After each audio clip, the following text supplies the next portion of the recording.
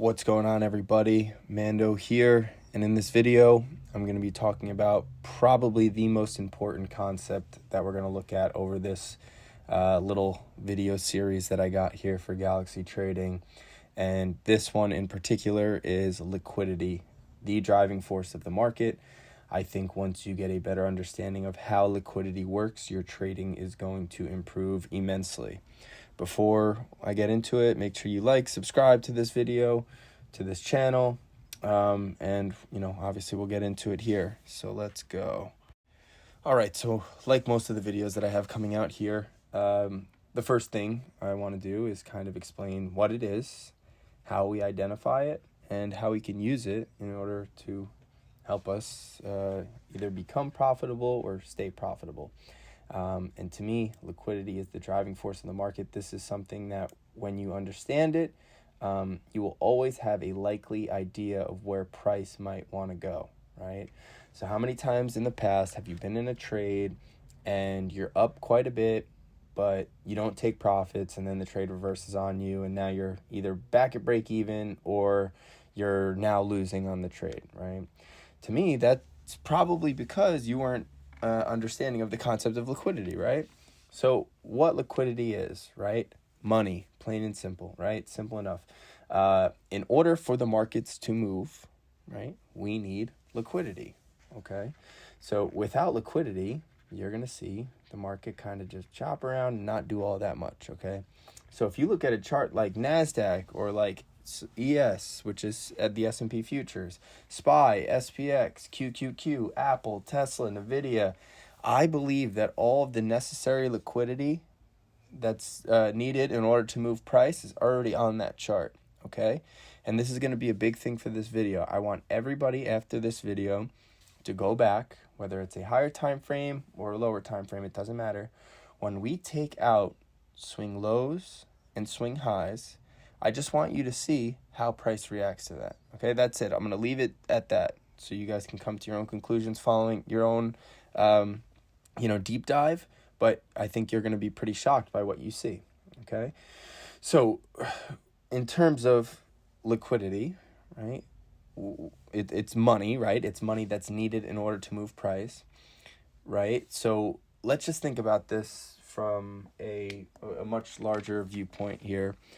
And think about it. If you look at a penny stock, right, or something that's under $5, right, which is, I guess, the definition of a penny stock, but look at something that's under $5, you're going to notice those often tend to stay in the same range for quite some time, right, until you get an influx in, air quotes, volume, right, and that's that liquidity coming into the market, right?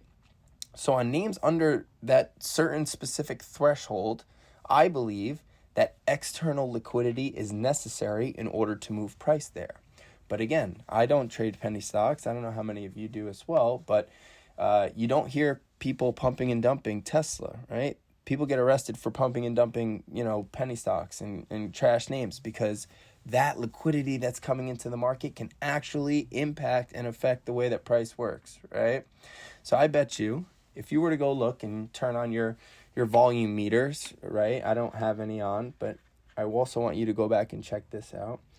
I want you to put your volume bars on, and anytime that we sweep specifically a higher time frame point of liquidity, okay? So whether that's a higher time frame low, okay? After we sweep that, I want you to see what the volume candles do, or the volume bars. And this is why I think volume is not a necessary indicator whatsoever, because I think if you understand liquidity and what happens when liquidity is breached, typically that is just those stop hunts taking out those orders in order to create more liquidity for that next move to the upside. Okay, and here's an example of that, right? Sweeping this September 21st, 2020 low. There it is, and there we go, right? I bet you those volume bars started to pick up after we took out that low, right? Because, and here it goes back to the overall general understanding of what liquidity is, what had to have happened at this point where my cursor is right now? So September 21st, 2020. What had to have happened at this point, right? With hindsight, and hindsight information is good, right? I know it's easy to say after the fact, but when you see this happen over and over again, you're going to start to become much more confident in your findings, right? But what had to have happened at this point, right? People had to be going long, right? And people with probably a lot more money than you and I, unfortunately, right? People who can actually move price. Because if price goes from this point here all the way to up here, right? Think about it. That had to be a substantial amount of money, and those orders never were taken out, right? In terms of where their entry was, right? So if the entry price is here, right, and they're driving price higher, typically, whether this is an institution, a hedge fund, big money traders, they're probably not going into that trade without any risk parameter on, right? So we can just, with logic say, okay, stop losses are likely in this area, so that when price comes back down here and we trigger those orders, right, those stop orders, in this case, right, if you're going long, right, your order is going to be a sell stop, right, or sell side liquidity. Okay, so that when sell side or those sell stops are triggered, that is generating more money or liquidity for the market to drive itself and look for its next pool of liquidity, right? So to me, the market is just in a constant state of searching for liquidity. That's all it's doing, right? Take out a low here, bounce. Take out a low here, bounce. Get into a bearish imbalance here, death. Sweep the low, reverse, turn it around, okay? So that is what liquidity is. Now, how do we find it on the chart? And I think you might be shocked by really the basic nature of this, but in reality, when I look for liquidity, all I'm doing, and this goes for higher time frame, lower time frame, you name it, I specifically like to identify the higher time frame levels of liquidity. I also do identify the smaller time frame, but we'll get to that in a little bit. But with the higher time frame levels of liquidity, typically those are the levels that will actually lead you to reversals, okay? So, for example, right, we have our all-time high here. This is an area of liquidity, right? What had to have happened here? People had to have gone short, right? Price never came back up to it. Okay, what about this high right here? Yep, that's another instance where high didn't quite take out this high, but we went down following that, right? So logically, people who went short here, stop orders will be resting above here, okay? And so on, right? So here's another instance, right? What had to have happened here? People had to have gone short. So by them going short here, we know that stops are resting above this level, okay? And so on, right? And at a certain point, you're going to get to a higher time frame low that will typically align with your retracement of an overall trend. Okay, so just for example, let's look at this overall COVID range. Okay, this is our COVID low to the high that we made back a couple years ago. Now we get our retracement into discount, check. Sweep higher time frame liquidity, check. Is there an imbalance here? Check. Okay, so those will typically lead to reversals, right? Discount of the range. That's why I stress it quite a bit, and that's actually the next video that I'm going to have made is just how I would identify a range, because that is extremely important to pair with the concept of liquidity, and also to pair with the concept of the imbalances that I made the video of the other day. But so realistically, when we're identifying liquidity, all I'm looking for is swing highs and swing lows, okay? And typically those higher time frame swing highs are the, or highs or lows, I should say, are typically the ones that end up leading to our reversals, right? So we swept this low down here, and since then we made our reversal, okay? So you might hear myself or anybody else in the group talk about, what's the draw on liquidity? All that really means is, where do we think price is going to go? Which pool of liquidity makes more sense to us based on our analysis on where we think price is going to go, right? And I know you might be like, it's just a swing higher, swing low. It doesn't mean all that much. But in reality, it does, when just breaking it down to that basic logic. If people are going short here, we would expect stop orders to be present above, right? Same goes here, right? For every single one of those. so that when price is breached or we take liquidity, there it is. So for example, if we were to go back to, actually this one was even more smooth, and I have a tweet of it, but on this exact low, I had tweeted, I like this low a lot. We took out higher time frame liquidity. We got into a discount imbalance.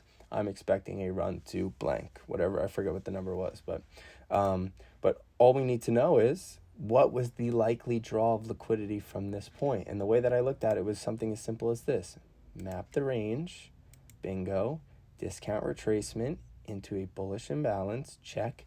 If we were to crunch this on the daily, you would notice that we also took out a low in the process. So by taking out that low in the process, that was three things overlapping each other, all to come to the conclusion, to me, that in this particular situation, because we did have bullish market structure after taking out this high, that our draw on liquidity was here, right? That seemed like the draw to me over what would be the counter of that, and it would be our swing low right here, the low that started our current price run. Okay, so how is it helpful, right? To me, especially when you go on a higher time frame and you have a pretty good understanding of where you think price might go, that helps your short-term trading, in my opinion. So for one, when you're, let's say you're in a long and you have a bullish bias on a higher time frame, price runs and ends up running towards your target, right? Trade is clean. Now, in a situation where you might have that bullish bias and you think the draw on liquidity is higher than your smaller time frame high that we just took out, you could say to yourself, okay, well, I'm going to give this one a second. Let's see if it creates some sort of imbalance to the upside. If it were to create an imbalance to the upside, I feel pretty good about letting this thing continue to run. And those typically are the trades that end up paying you the best. When you're up so much off that initial, entry, takes out the high, and you get some sort of imbalance to the upside, usually you can clean up from that, right? Especially if you're trailing stops correctly and, not getting too crazy and not going to let this thing reverse all the way on you. But that target was reached. Now we get this imbalance to the upside. Now I can just keep sliding my stop. Okay, even if I want to use this imbalance as my stop loss, that is A-okay, right? Or even the low of that candle, right? The low of the candle that created the imbalance, which look where we closed today. So again, for, anybody who's like, I don't know about that. Look where we closed this week, right on top of previous buy side liquidity, right? So it does overlap, and it is very interesting, right? So again, really just the driving force of the market. It is, to me, extremely important to be able to identify these levels and also just kind of use your, overall, everything that you learn or you will learn from these videos. To me, what is the likely draw? And the way that I look at that is, what is our current market structure? Is our current market structure bullish or is it bearish, right? And if we're bullish, to me, the draw on liquidity would be our highs. If I'm bearish, the draw on liquidity to me would be these lows. But to me, in this most recent price run, since we are bullish, we took out a high in this, we haven't taken out a low. And the fact that we took out this high and so far retraced back into this bullish imbalance, closing perfectly on buy side liquidity, that leads me to believe that we might be in for just another leg higher to clean up these highs. Now, from that point, if we were to take out these higher time frame highs, at that point, I would be just a tad bit neutral, taking out the higher time frame liquidity, essentially setting a new trend, right? If we were to go all the way back here, right, and use this as our range setter back from 2021, right, from high to low, look where we are, right? Although we are past the golden pocket, which is, in my opinion, pretty bullish for bulls or going to the upside. But you would like this to hold specifically in order for us to reach that high. And at that point, after taking out that high, the new range would look something like this, right? From low to whatever our high is. And at that point, sweeping that high, does it necessarily mean that we just pop over, take liquidity, and immediately reverse? Not necessarily. But what that would tell me is there would be a greater risk of reversal from that point after breaching higher time frame liquidity, right? Think about it. For us to go from this point all the way up here at 17,000, what's the exact number? 17,700 to a low of 11,300, right? Along the way, lots of shorts were accumulated, okay? So by freeing these orders finally, generating that liquidity, to me, that's what's going to be needed in order for the market to have a substantial pullback. You know, that's just my idea. And again, using those concepts of liquidity, right? So last but not least, how is this useful, you know, if we're just trading on a smaller time frame, right? You could still use liquidity on a smaller time frame to help and aid your decision making, right? Today actually was pretty interesting because you're going to notice that basically every time that we swept the low, we did get an immediate pop. Not to say it was automatically a immediate bounce, and I apologize to these levels. I'm just on the 15-minute time frame while I have the levels for my weekly chart, but let's just see, just for this example here, like check that out. We did not take out this high just yet. Were there highs taken out in this? Absolutely, right? But you'll notice one thing that I think is pretty noteworthy within this entire setup here, and that being that after we did take out a couple sets of highs, right? We got down into this, okay? That 15-minute bullish imbalance, okay? And so far, so good. Now watch this, okay? Bang, okay? So to me, in this particular instance, the draw on liquidity is that high that we made on Friday, January 5th, and this high would be next as collateral, right? Take that out. We have their next high about 6 points away. So really at this point, we have relative equal highs, okay? So we have a bullish structure, took out multiple sets of highs in the process. We got into a discount bullish imbalance, and you know, to close the day, I know it was a little ugly, you know, from 2 on, but all justifiable. There's your bearish fair value gap here on the 15-minute that we rejected. And I actually traded it up to this point, had my stop set right there once we rejected it, and ended up taking out the low. But again, let's just use our understanding of the concept of liquidity, okay? So whether it's a sustainable bounce or not, typically smaller time frame is not going to be a specific bounce, I should say. But now check this, right? So first and foremost, we took out this low here with this candle. You get a green candle painted, okay? Not anything sustainable. Again, it's a smaller time frame low that was breached. Now, how about this one? Ready? Where's our next low? Okay, we set a low here. We got into this bullish imbalance, right? And I'll just map it out for you right here, okay? Bingo, okay? Green candle, nothing sustainable. We did have another bearish imbalance right here. Wick in, bounce. Sweep liquidity again, okay? See, sweep these lows, and we bounce again, filling that bearish imbalance completely, okay? One more sweep. Now we've taken care of 2 of these bearish imbalances. You got 1 left, but by sweeping one more time, getting deeper into discount, to me, that is just accumulation of liquidity in order to drive us to our ultimate destination, right? So that's how you can use it. Now, here's a method that I personally, I used it a little bit, but it's not a really big part of my trading strategy. This is something that would probably be a better question for Ryan or Melsky, who both use this really nicely. So think about it. If we were to go and say, I don't know, like an hourly or something like that, okay? Now, if we were to take out an hourly low, for example, like let's just look at this one, right? Took out this low. Look, you did paint a green candle, okay? But, right, just because, and this is me talking, this is not Ryan or Melsky or anybody else who trades just using liquidity. If we were to sweep that low and bounce, right, what's going to make me feel good about longing that, right? And to me, I need some sort of bullish imbalance to be created in order for me to feel pretty good about that bounce coming, okay? So what I mean by that is, look, you'll see after we never made any imbalance here and we roll over and we continue lower, I bet you if we slide over here, we're going to find some low that we just recently swept, and we also are in a bullish imbalance here, and this is the weekly, so it's going to look a little bit more sloppy, but But the fact that we had our data candle sweep into, I believe this is a 4-hour bullish imbalance right here. And hold on, also let's just see.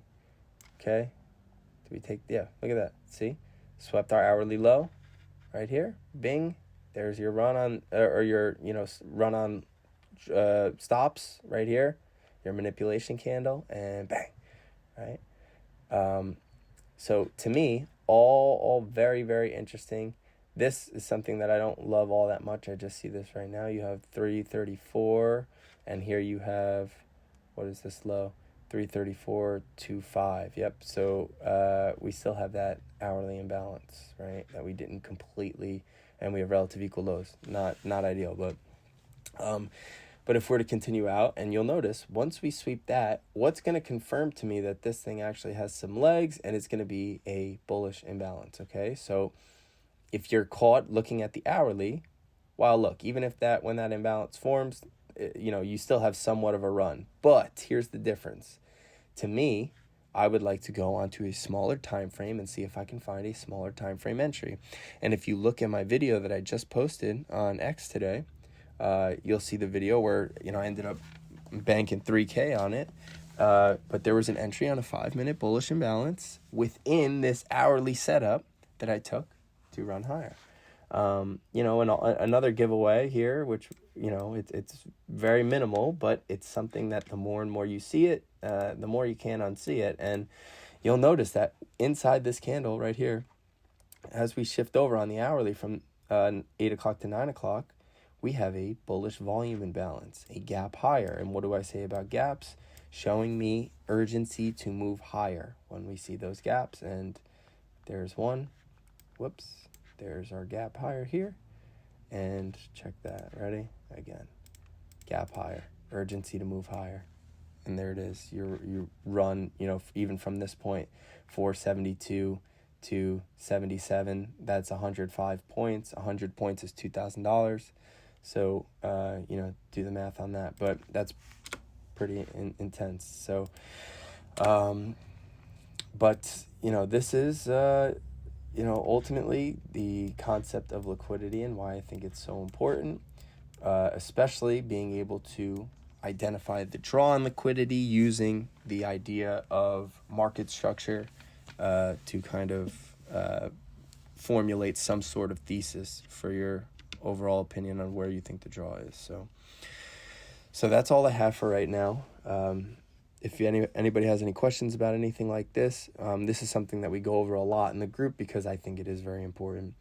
But that's all I got for right now. So thanks again for watching, and we'll talk soon.